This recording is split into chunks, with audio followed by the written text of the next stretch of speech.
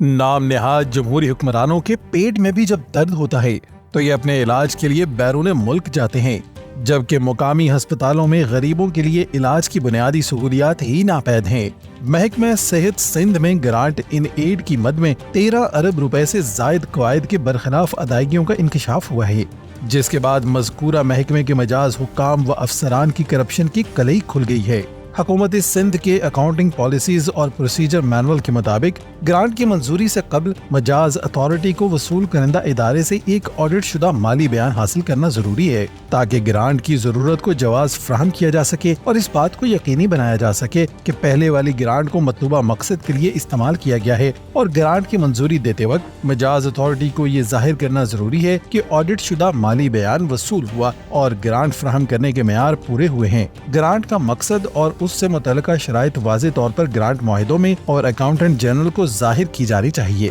لیکن مالی سال 2021-22 اور 2022-23 کے دوران محکمہ صحت سندھ کی مختلف دفاتر کی جانب سے 13,881.890 ملین روپے کی رقم مختلف مالی اور غیر مالی اداروں کو بغیر کسی معیار اور TOR کی گرانٹس ان ایڈ کے طور پر ادا کی گئی، اور متعدد اہم دستاویزات جیسے گرانٹ ان ایڈ کی درخواست کا عمل، منظور شدہ سمری جو وزیر اعلیٰ سندھ نے جاری کی، جس میں گرانٹ کی رقم، مقصد اور مختلف اداروں کو مختص کی جانے والی رقم اور استعمال کے منظور شدہ علاقے کی تفصیلات اور گرانٹ حاصل کرنے والے مریضوں کی فہرست فراہم نہیں کی گئیں۔ ایسا ایک نام نہاد جمہوری حکومت کے دور میں ہی ہو سکتا ہے کہ قومی خزانے کے افسران کو اندھیرے میں رکھ کر وزیر اعلیٰ کی سفارش پر رقم ریلیز کروائی جائے اور اس رقم کا کسی کو علم ہی نہ ہو کہ وہ کس مقصد کے لیے استعمال ہو رہی ہے، جبکہ خلافت کے سنہرے دور میں خلیفہ جب بھی بیت المال سے کوئی رقم ریلیز کرواتا تھا تو اس رقم کی پوری تفصیلات بیت المال میں جمع کروائی جاتی تھی کہ رقم کہاں اور کس مقصد کے لیے خرچ ہونی ہے،